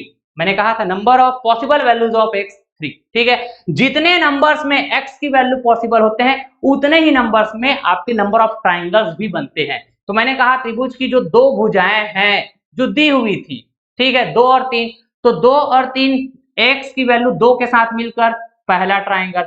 अच्छा, 2 और 3 x की वैल्यू 3 के साथ मिलकर दूसरा ट्राइंगल। अच्छा, 2 और 3 x की वैल्यू 4 के साथ मिलकर तीसरा ट्राइंगल। ठीक है, तो नंबर ऑफ पॉसिबल ट्राइंगल कितने हो जाएंगे? 3। ठीक है जी, तो यहां से भी आप वेरीफाई कर पाए। ओके, यदि किसी त्रिभुज की दो भुजाओं 3 सेंटीमीटर और 5 सेंटीमीटर है, तो मैंने कहा ये दी गई दो भुजाओं में सबसे छोटी भुजा 3 सेंटीमीटर है क्या, तो आप इस छोटी भुजा का डबल करिए, 2 गुणा करिए, फिर आप इसमें 1 माइनस कर दीजिए, तो यहां से जो रिजल्ट आएगा वही क्या बताएगा? नंबर ऑफ ट्राइंगल्स को बताएगा जो पॉसिबल है। तो आप कहेंगे 3 दूनी 6 और 1 माइनस करने पे ये हो जाएगा सर 5। तो यही तो है नंबर ऑफ ट्राइंगल्स। तो ये ऑप्शन सी हमारा करेक्ट हो जाएगा। ठीक है, अगला सवाल अगर हम कहें तो यहाँ पे त्रिभुज की दो भुजाएं देकर रखी हुई है 876 सेंटीमीटर, 678 सेंटीमीटर। ठीक है, तो सबसे छोटी भुजा कितनी है? तो 678 सेंटीमीटर है क्या, तो आप इसका डबल कर दीजिए और माइनस करिए 1, तो आपको जो भी रिजल्ट मिलेगा ये क्या बताएगा? नंबर ऑफ ट्राइंगल्स को जो पॉसिबल है। आप चाहें तो यूनिट डिजिट से सॉल्व कर सकते हैं, क्योंकि यहाँ पे 1 माइनस करना है, तो आप बोलेंगे सर 2 अट्ठे 16 यूनिट डिजिट, इसका जो भी वैल्यू आएगा इसका यूनिट डिजिट इकाई अंक 6 आएगा क्या। अब इसमें आपको 1 माइनस करना रहेगा, तो ये रिजल्ट क्या देगा? 5। तो आप जो भी ऑप्शन देख रहे हैं इसके इकाई अंक को चेक करिए, जिसमें 5 होना चाहिए, तो आप कहेंगे यहाँ पे 6 है, यहाँ पे 4 है, यहाँ पे 2 है, लेकिन यहाँ पे क्या है? 5। तो ऑप्शन बी हमारा करेक्ट हो जाएगा। आप चाहे तो इसको सॉल्व कर लीजिए, 2 अट्ठे 16, 2 सत्ते 14 और 1 15, 2 छक्का 12 और 1 13, 1356 माइनस करेंगे 1, तो ये कितना रिजल्ट देगा? तो 1355। यही तो है नंबर ऑफ ट्राइंगल्स। तो मैंने यही तो निकाला था, ऑप्शन बी हमारा करेक्ट हो जाएगा। ओके, देखिए दोस्तों, बड़ा मजेदार सवाल है ये सवाल। एसएससी सीजीएल 2023, एसएससी सीएचएसएल 2021 दोनों ही एग्जाम में सेम डाटा के साथ ये सवाल पूछा गया था। बड़ा मजेदार सवाल है। सवाल कहता है कि नीचे दिए गए एक चित्र है जिसमें पी क्यू आर एक त्रिभुज है और पी क्यू उस त्रिभुज की भुजा है। जैसे कि ये हुआ पी क्यू भुजा, इस पी क्यू भुजा पर एक बिंदु एस है, जैसा कि आप यहाँ पे देख पा रहे हैं। ठीक है, यदि पी आर बराबर 8 है, ये देखिए, अच्छा पी एस बराबर 3 है, पी से एस 3 है सर, क्यू आर बराबर 15 है, क्यू से आर इसकी जो लंबाई है 15 है, तो एस क्यू की लंबाई क्या होनी चाहिए पता करके बतानी है। तो मैं इस सवाल को कैसे अप्रोच करूंगा? देखिए, मैंने कहा ये जो 3 दिख रहा है ना, और ये जो बिंदु एस दिख रहा है, इसको आप थोड़े टाइम के लिए भूल जाइए, थोड़े टाइम के लिए, फिर हम फिर से वापस पिक्चर में ले आएंगे उसको। तो ऐसा करने से आपको क्या दिख रहा होगा? एक ट्रायंगल दिखेगा सर पी क्यू आर, जिसकी दो भुजाएं हमको पता है 8 और 15। तो त्रिभुज बनने के कंडीशंस यहाँ पे लगा दीजिए। मैंने कहा कि 8 और 15 का सम करेंगे तो सर 23 आएगा, हाँ कि ना। जो तीसरी भुजा पी क्यू से बड़ी होनी चाहिए। अच्छा, 8 और 15 का डिफरेंस करेंगे तो 7 आएगा, जो तीसरी भुजा PQ से छोटी होनी चाहिए। इसका मतलब क्या हुआ? जो PQ है वो 7 से बड़ी है और 23 से छोटी है। इसका मतलब PQ की वैल्यू 8 हो सकती है, 9 हो सकती है, 10 हो सकती है, 11, 12, 13, 14, 15, ऐसे कहां तक पहुंच सकते हैं? 23 से छोटी तो 22 तक पहुंच सकते हैं क्या? ठीक है, तो PQ की मिनिमम वैल्यू क्या हो सकता है? 8। अच्छा, मैक्सिमम वैल्यू क्या हो सकता है? तो आप कहेंगे 22। ठीक, अब मैं जो इग्नोर किया था इसको हम वापस पिक्चर में ले आते हैं, 3 और s को ले आए। अब देखिए, आप कहेंगे कि सर यहां से यहां ये PQ की लंबाई को बताएगा। ठीक है, PQ। अच्छा, अब इस पर बिंदु S आ गया तो PS बराबर बोले तो सर यहाँ 3 दिया हुआ है, तो PQ की वैल्यू में अगर आप PS को माइनस करेंगे तो आपको SQ की वैल्यू नहीं पता चल जाएगा, और यही पूछा गया है SQ की लंबाई। तो मैंने कहा PQ के तो बहुत सारे लंबाई पॉसिबल है ना। 8 हो सकता है, 9 हो सकता है, 10 हो सकता है, 11, 12, ऐसे 22 तक पॉसिबल है PQ की वैल्यू। तो PQ की वैल्यू 8 के लिए SQ की वैल्यू क्या होना चाहिए? तो भाई साहब PS को माइनस कर देंगे PQ में, मतलब 8 में माइनस करेंगे 3 को, तो ये कितना आएगा? 5 आएगा क्या? अच्छा, तो 8 मिनिमम वैल्यू है PQ का, तो SQ का मिनिमम वैल्यू क्या होगा? 5 होगा क्या? अच्छा, ठीक उसी तरह PQ की वैल्यू अगर 9 है तो अगर मैं इसमें 3 माइनस कर दूं तो SQ की वैल्यू मिल जाएगा, कितना आएगा सर? 6। ठीक उसी तरह PQ की वैल्यू 10 है 3 माइनस कर देने से एस क्यू की वैल्यू मिल जाएगा हमको 7। ठीक, उसी तरह 8 मिलेगा, 9 मिलेगा, 10 मिलेगा, 11 मिलेगा, मिलेगा कि नहीं। तो अगर पी क्यू की वैल्यू मैक्सिमम 22 है, ठीक है, तो इसके संगत एस क्यू की वैल्यू जो भी मिलेगा वो एस क्यू का मैक्सिमम वैल्यू होगा क्या, तो 3 माइनस करने से मिल जाएगा। 22 में 3 माइनस करिए तो आप कहेंगे 19। ठीक है, ये हो जाएगा एस क्यू की मैक्सिमम वैल्यू 19। ठीक है जी, तो हमको सवाल में एस क्यू की लंबाई क्या क्या हो सकता है ऐसा नहीं पूछ रहा है, एस क्यू की लंबाई क्या होनी चाहिए ऑप्शन के हिसाब से बताइए। तो क्या एस क्यू की लंबाई 4 हो सकती है? नहीं भाई, क्यों? क्योंकि एस क्यू की मिनिमम लंबाई तो 5 है। ठीक है, तो ऑप्शन ए इनकरेक्ट। अगर हम कहें क्या एस क्यू की वैल्यू 24 हो सकती है? नहीं भाई, एस क्यू की मैक्सिमम वैल्यू तो 19 है, यही कहेंगे। तो 20 भी नहीं हो सकता, एक ही ऑप्शन दिख रहा है सर 19, और एस क्यू की वैल्यू 19 पॉसिबल है क्या? हाँ ना भाई, ऑप्शन बी हमारा करेक्ट हो जाएगा। ओके, त्रिभुज का एक बहुत ही इंपॉर्टेंट प्रॉपर्टी होता है जिसको हम डे 1 लेक्चर में भी जान चुके हैं, समझ चुके हैं। डे 1 लेक्चर जरूर विजिट करिएगा। अगर आप इस चैनल में नए हैं तो चैनल जरूर सब्सक्राइब कर लीजिएगा। तो प्रॉपर्टी क्या कहता है त्रिभुज का कि किसी भी त्रिभुज के अंदर जो कोण सबसे बड़ा होगा ना, उसके सामने की भुजा भी सबसे बड़ा होगा। इसके साथ साथ किसी भी त्रिभुज के अंदर जो कोण सबसे छोटा होगा ना, उसके सामने की भुजा भी सबसे छोटा होगा। ठीक है, जैसे कि यहाँ पे एक त्रिभुज है ए बी सी, एक त्रिभुज है। मैं अगर कहूं इस त्रिभुज के अंदर सबसे बड़ा कोण कितना है, तो आप कहेंगे सर 110 डिग्री। फिर इससे जस्ट छोटा कोण कितना है, तो आप कहेंगे 40 डिग्री, हाँ कि ना। और सबसे छोटा कोण कितना है, तो आप कहेंगे 30 डिग्री।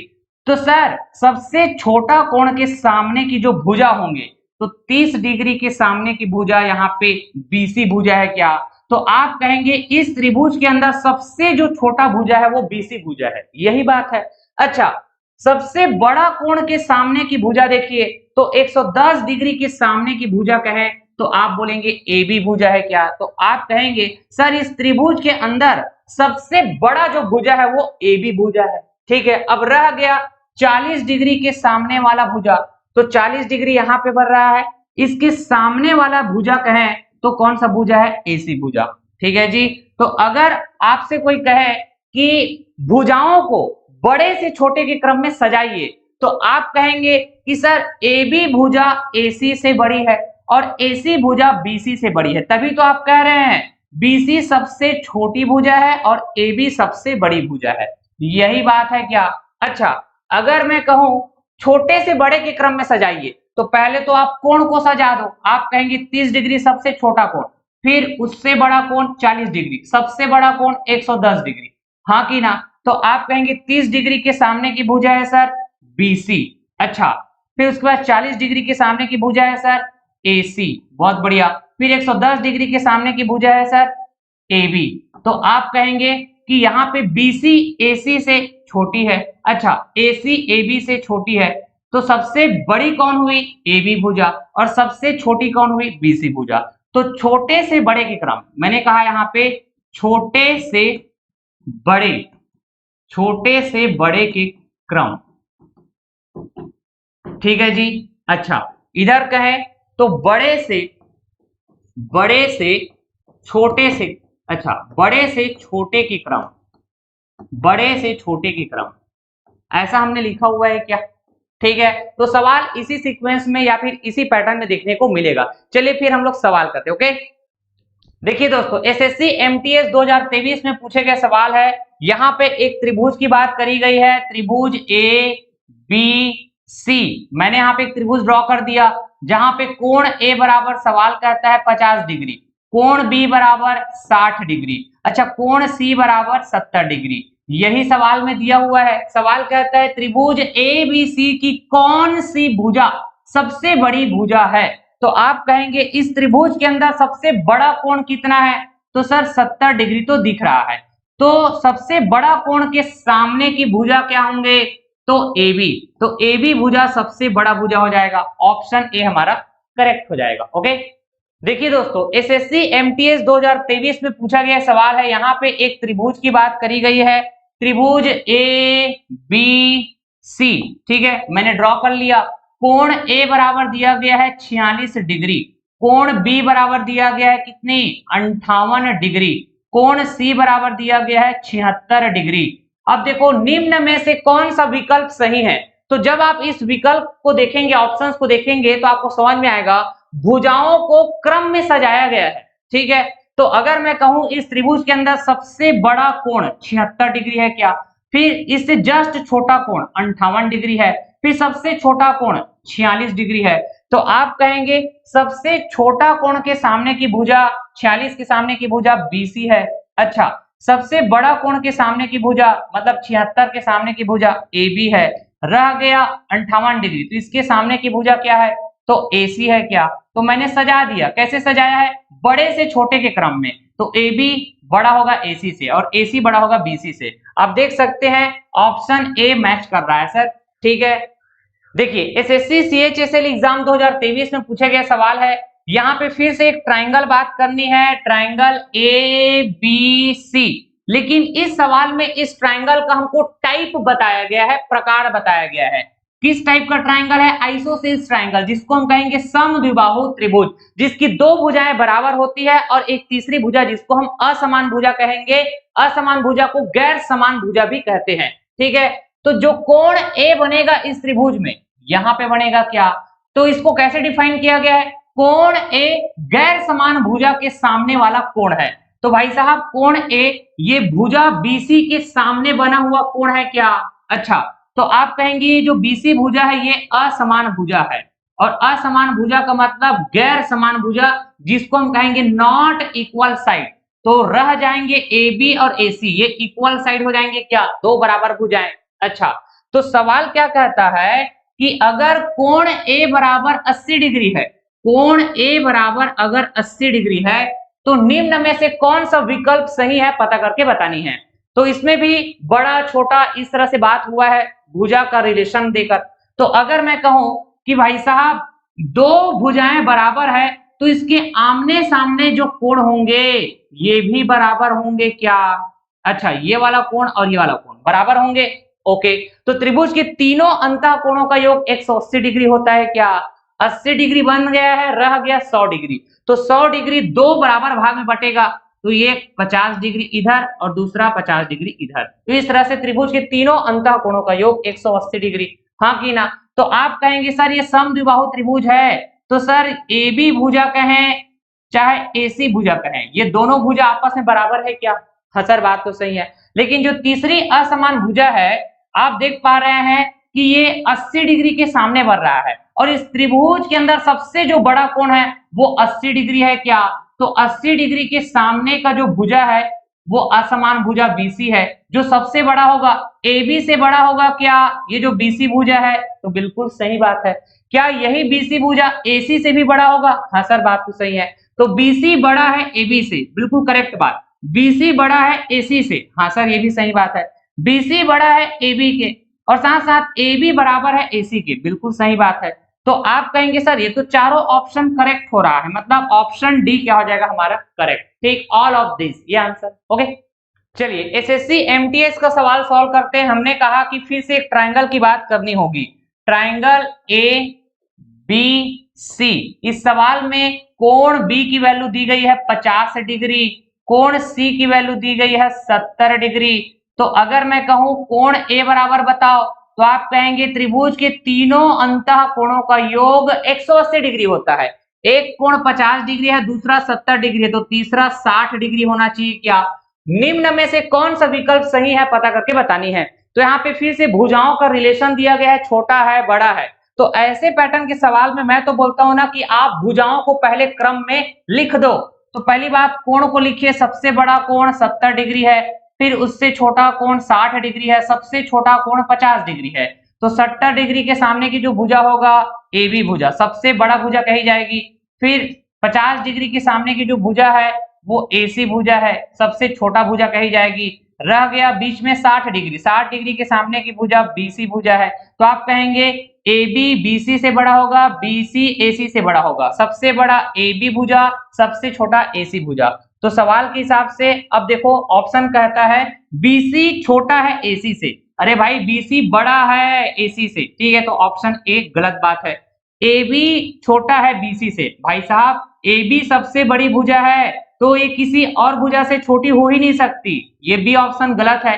AB छोटी है AC से, बिल्कुल गलत। अच्छा, BC बड़ी है AC से, यस BC बड़ी है AC से, देख पा रहे हैं क्या? ऑप्शन डी हमारा करेक्ट हो जाएगा। ओके, चलिए एसएससी सीजीएल 2022 का सवाल सॉल्व करते हैं हम लोग। एक ट्राइंगल की बात करनी है, ट्राइंगल ए बी सी, और इस ट्राइंगल का टाइप बता दिया गया है कि ये आइसोसेल्स टाइप का ट्राइंगल है, मतलब समद्विबाहु त्रिभुज है, ठीक है।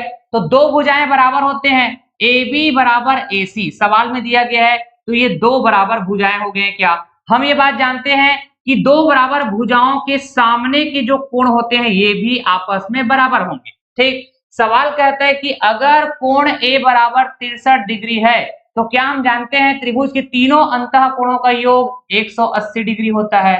अगर मैं 63 डिग्री माइनस कर दूं तो सर ये 117 डिग्री आएगा, तो जो रह जाएगा 117 डिग्री ये दो बराबर भाग में डिवाइड होगा क्या?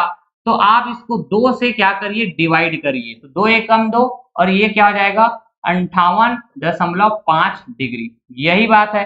तो सर एक साइड बनेगा 58.5 डिग्री, दूसरे साइड भी 58.5 डिग्री, हाँ कि ना? तो अब आप देख पा रहे हैं कि इस त्रिभुज के अंदर सबसे जो बड़ा कोण है वो 63 डिग्री है, तो 63 डिग्री के सामने की जो भुजा BC है वो सबसे बड़ी भुजा, जो असमान भुजा है वो सबसे बड़ी भुजा होगी, ठीक। लेकिन यहाँ पे जो दो समान भुजाएं हैं, आप कहेंगे सर AB बराबर AC, यही बात है। तो ये जो BC है सबसे बड़ी भुजा है, मतलब ये AB से बड़ी होंगे, यस ये AC से भी बड़ी होंगे, ये जो BC भुजा है, सही बात है। तो अगर हम कहें BC सबसे बड़ी भुजा है, तो ऑप्शन ए क्या कहता है, AB बड़ी है BC से, बिल्कुल गलत बात। अच्छा, ऑप्शन बी क्या कहता है, AB छोटी है BC से, बिल्कुल ये सही बात बोल रहा है क्या? AB छोटी है BC से, अरे BC सबसे बड़ी भुजा है, तो इसके कंपेयर में बाकी भुजाएं तो छोटी होंगे, तो AB छोटी होंगे ना भाई। देखो इसको मैं ऐसा लिख सकता हूं, AB छोटी है किससे, BC से, ठीक है क्या? तो ऑप्शन बी हमारा करेक्ट हो जाएगा। सही विकल्प का चयन करना था। अगर मैं कहूं AB बराबर BC, तो क्या AB बराबर BC है यहाँ पे? अरे दो बराबर भुजा तो AB और AC है ना, तो AB बराबर BC कैसे हो जाएगा? BC सबसे बड़ी भुजा है भाई साहब, तो ऑप्शन सी ये भी इनकरेक्ट, ठीक है। तो इस तरह से ऑप्शन बी हमारा करेक्ट हो जाएगा सवाल के हिसाब से। ओके, देखिए एसएससी सीएचएसएल एग्जाम 2020 में पूछे गए सवाल है, यदि किसी त्रिभुज की दो भुजाओं 2 सेंटीमीटर तथा 3 सेंटीमीटर है और तीसरी भुजा एक पूर्णांक संख्या है, तो ऐसे सभी संभव त्रिभुजों के परिमापों का योगफल पता करिए, sum of the perimeters of all such possible number of triangles. तो हमने नंबर ऑफ ट्रायंगल्स निकालना बहुत अच्छे से सीख चुके हैं, बेसिक से भी शॉर्टकट तरीके से भी, ठीक है। तो अब हम त्रिभुजों के जितने भी संभव संख्या है उन सभी त्रिभुजों के परिमापों का योग निकालना सीखेंगे, पेरीमीटर्स का सम निकालना सीखेंगे। तो पहले तो हम बेसिक तरीके से सीख लेते हैं भाई साहब। तो बेसिक तरीका क्या होगा कि सबसे पहले हमको दो भुजाएं दी गई हैं, 2 सेंटीमीटर और 3 सेंटीमीटर। तीसरी भुजा के बारे में आपको बोला गया है कि एक पूर्णांक है जो आपको नहीं पता, हमने मान लिया वो x है, ठीक है। तो हमने कहा त्रिभुज के बनने का कंडीशन अप्लाई करिए, दो भुजाओं का सम करेंगे 5, तीसरी भुजा x से बड़ी होना चाहिए, इन्हीं दो भुजाओं का डिफरेंस करेंगे तो 1 आएगा, जो तीसरी भुजा x से छोटी होनी चाहिए। तो आप कहेंगे जो तीसरी भुजा x है इसकी वैल्यू x से बड़ी होंगे और 5 से छोटी होंगे, मतलब x की वैल्यू 2 हो सकते हैं, 3 हो सकते हैं, 4 हो सकते हैं, ठीक है। तो आप कहेंगे कि सर जितने नंबर्स x के पॉसिबल हो पा रहे हैं, number of possible values of x यहाँ पे कहें तो 3 होंगे क्या, 2 3 4 है ना, तो इतने ही नंबर्स में ट्रायंगल बनेंगे, तो नंबर ऑफ ट्रायंगल्स 3 बनेंगे क्या? अच्छा, तो वो ट्रायंगल्स क्या क्या होंगे, तो क्या क्या होंगे इसका मतलब किससे है, उनकी भुजाएं बता दीजिए। तो आप बोलेंगे कि सर त्रिभुज की जो दो भुजाएं हैं वो तो फिक्स है ना भाई, लेकिन जो तीसरी भुजा है इसके बहुत सारे वैल्यू पॉसिबल हो पा रहे हैं। तो आप बोलेंगे कि जो पहला ट्रायंगल बनेगा, फर्स्ट ट्रायंगल बनेगा, इसमें ये जो फिक्स वैल्यू वाले भुजाएं हैं 2 और 3 ये तो रहेंगे ही रहेंगे, जो तीसरी भुजा x की वैल्यू 2 के साथ मिलकर पहला ट्रायंगल बनाएंगे। दूसरा ट्रायंगल कहे तो आप कहेंगे कि दो भुजाएं जो फिक्स है वो तो रहेंगे ही रहेंगे, जो तीसरी भुजा x की वैल्यू 3 के साथ मिलकर दूसरा ट्रायंगल। अच्छा, थर्ड ट्रायंगल कहे तो ये जो फिक्स वैल्यू है 2 और 3 ये तो रहेंगे, तीसरी भुजा x की वैल्यू 4 के साथ मिलकर तीसरा ट्रायंगल बनाएंगे। तो त्रिभुज के परिमाप का मतलब क्या होता है कि आप बोलेंगे सभी भुजाओं का जोड़ दी, आप बोलेंगे 2 3 5 5 2 7, है ना, मतलब तीनों भुजाओं का जोड़, यही तो कहलाता है त्रिभुज का परिमाप। तो यहां बोलेंगे 2 3 5 5 3 8, ठीक है। अच्छा 2 3 5 5 4 9, यही कहेंगे क्या। तो आपको बोला गया है कि जितने भी पॉसिबल नंबर ऑफ ट्रायंगल्स है, कितने हैं सर, 1 2 3, इनके सभी पेरीमीटर्स का आप सम निकालिए, परिमाप का योग निकालिए। तो ये जो परिमाप निकालिए इसका योग कर दीजिए, 8 9 17, 17 और 7 कितना हो जाएगा सर, 17 और 7 24 हो जाएगा, हाँ कि ना। तो यही है हमारा आंसर, ऑप्शन सी, यही बोलेंगे। ये तो गया बेसिक तरीका, लेकिन इस तरीके से आप करेंगे तो आप फंस सकते हैं, क्योंकि ये सवाल में जिस तरह से यहाँ पे नंबर्स है, ये बड़ा छोटा नंबर्स है, छोटा कैलकुलेशन है। कहीं बड़ा कैलकुलेशन वाला आ जाएगा तो आपको शॉर्टकट तरीका अपनाना पड़ेगा। और शॉर्टकट तरीका क्या होगा यहाँ पे देखिएगा ध्यान से, मैं क्या बोलने जा रहा हूँ, ठीक है दोस्तों। तो ऐसे सवाल को सॉल्व करने का शॉर्टकट तरीका क्या होना चाहिए वो हम डिस्कस करने जा रहे हैं। सबसे पहला काम क्या होना चाहिए आपका कि आप ना नंबर ऑफ पॉसिबल ट्रायंगल पता करेंगे, त्रिभुजों की संभावित संख्याएं पता करेंगे, ठीक है। इसके लिए क्या करते हैं कि ऐसे सवाल में हमेशा तीसरी भुजा को गायब कर दिया जाता है, सिर्फ दो भुजाओं की वैल्यू दी हुई होती है। इन दोनों भुजाओं में सबसे छोटी भुजा 2 सेंटीमीटर है सर, इसका आप डबल करेंगे, 2 गुणा करेंगे, फिर उसके बाद 1 से माइनस करेंगे। यहाँ पे जो रिजल्ट आएगा यही क्या बताएगा, त्रिभुजों की संभावित संख्याएं जो कितने होंगे, 3 होंगे, ठीक है क्या। यहां भी आया था फर्स्ट सेकंड थर्ड, 3 ट्रायंगल आए थे, ओके। फिर उसके बाद आप बोलेंगे सर दो भुजाएं हमको दी हुई है, 2 और 3, ये वैल्यू फिक्स वाले हैं। अच्छा तीसरी भुजा x हमको नहीं पता, अच्छा तो आप बोलेंगे 2 और 3 5, तीसरी भुजा x से बड़ी होनी चाहिए, 2 और 3 का जो डिफरेंस है 1, तीसरी भुजा x से छोटी होनी चाहिए। तो x की वैल्यू क्या क्या पॉसिबल हो सकते हैं सर, 2 हो सकते हैं, 3 हो सकते हैं, 4 हो सकते हैं, यही कहेंगे। अच्छा फिर आप देख पाएंगे कि सर यहाँ पे ना जो 2 और 3 भुजाएं हैं, ठीक, ये त्रिभुज की संख्या 3 है, तो 3 बार काउंट होगा क्या परिमाप निकालते समय जी। पहले वाले ट्रायंगल में भी 2 और 3 काउंट हुआ है, दूसरे ट्रायंगल में भी 2 और 3 काउंट हुआ है, तीसरे ट्रायंगल में भी 2 और 3 काउंट हुआ है। मतलब जो दो भुजाएं दिए हुए होते हैं, ठीक, वो जितने भी नंबर ऑफ ट्रायंगल होंगे सभी ट्रायंगल में काउंट होगा कि नहीं होगा। तो हमको भुजाओं का जोड़ पता करना होता है परिमाप निकालते समय। तो हम क्या करेंगे शॉर्टकट तरीका में कि 2 और 3 पहले इसको जोड़ेंगे, 5 आएगा, परिमाप निकालते समय तो जोड़ना ही पड़ेगा ना भुजाओं को, तो 2 और 3 5 होता है। अब ये 5 यहां पर भी है, यहां पर भी है, यहां पर भी है, ठीक है। तीनों ट्रायंगल के पेरीमीटर में ये 5 ऐड है क्या, हाँ सर ऐड तो है। तो भाई साहब जितने नंबर ऑफ ट्रायंगल उतना बार ये 5 ऐड होगा, तो आप बोलेंगे 3 है हमारे पास ट्रायंगल की संख्या, तो 3 से हम गुणा कर देंगे, ठीक।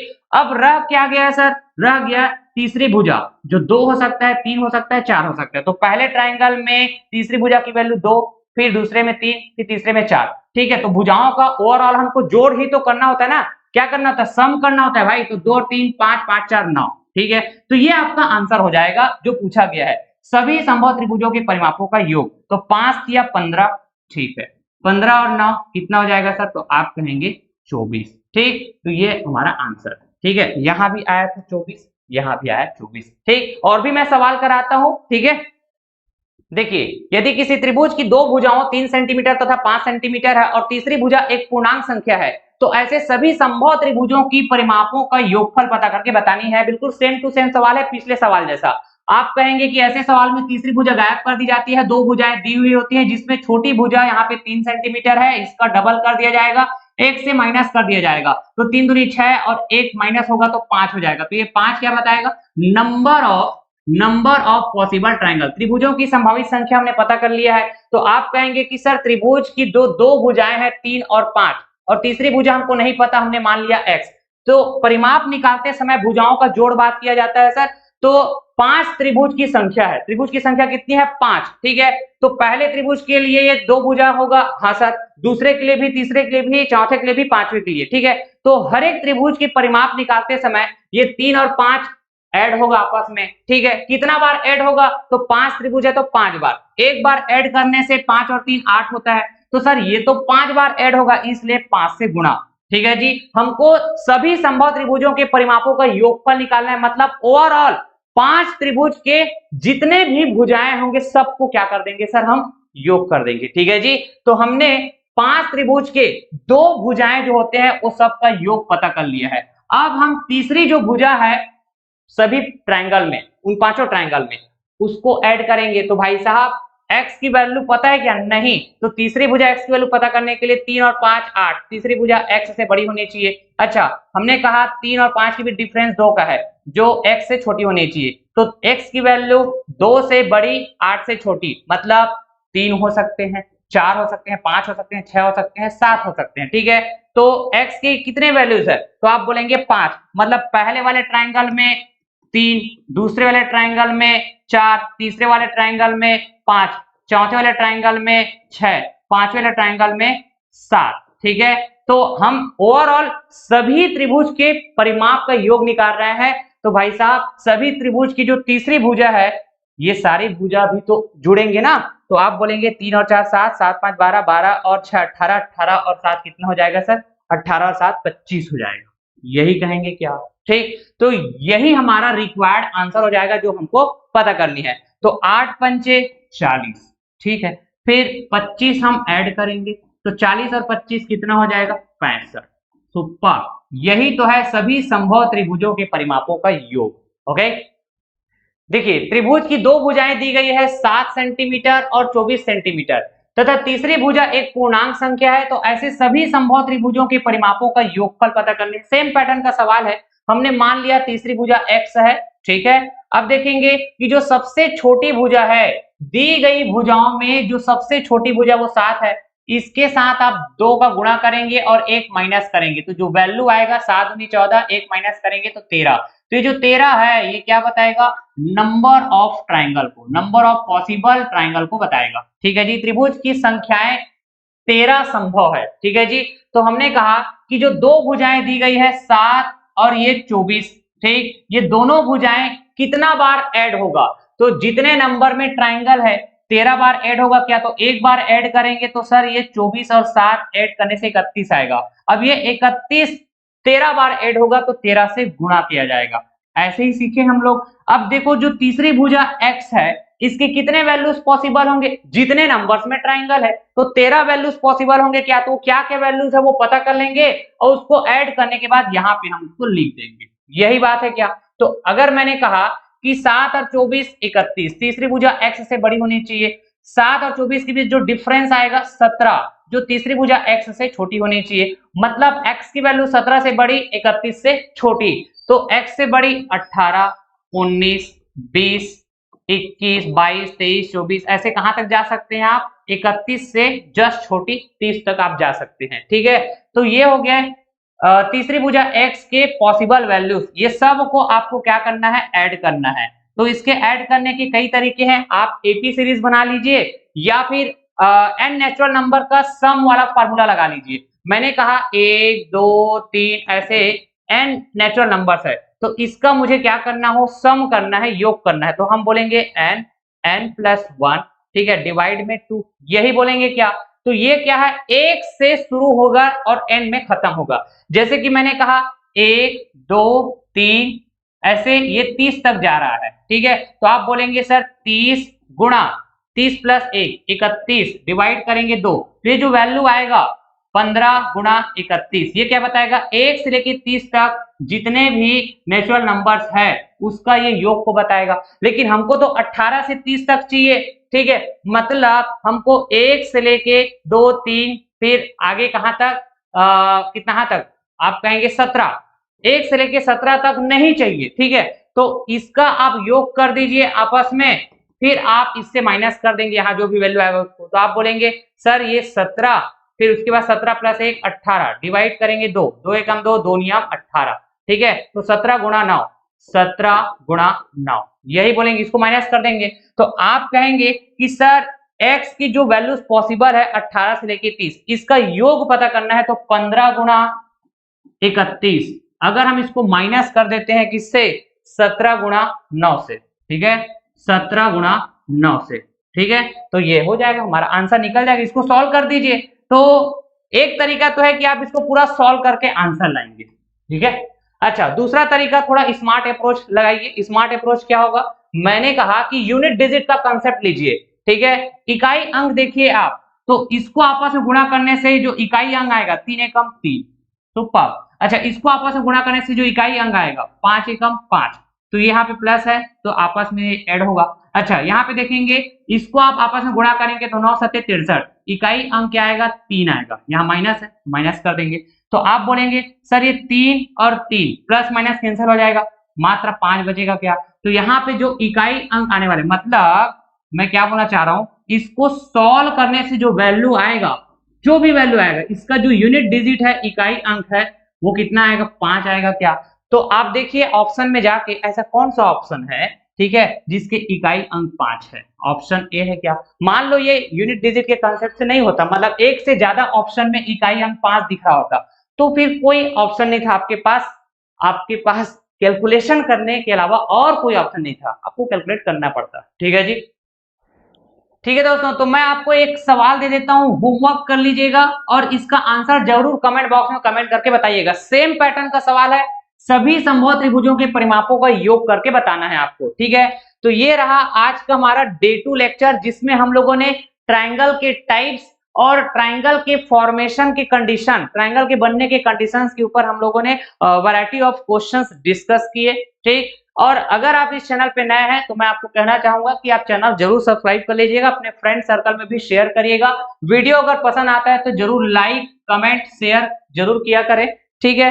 तो अगला जो लेक्चर होगा डे 3 लेक्चर, उसमें फिर से हम 25 से 30 सवाल का कलेक्शन लेके आएंगे और क्वेश्चंस के लेवल को हम थोड़ा बढ़ाएंगे, ठीक है? मतलब बेसिक मीडियम हाई इस तरह के कॉम्बिनेशंस में सवाल का कलेक्शन आपको देखने को मिलेगा। आज तो आप देखे ही हैं, अब इससे थोड़ा सा नए पैटर्न के सवाल भी आपको देखने को मिलेगा डे 3 लेक्चर में। तो डे 3 लेक्चर जरूर आप विजिट करिएगा आने वाले समय में, okay? I don't ever slow up, no I don't take shit. I got no love for the fakeness. If you wanna play tough and wanna hate this, I'll always show up. I don't ever slow up, no I don't take shit. I got no love for the fakeness. If you wanna play tough and wanna hate this, I'll always show up and make a statement.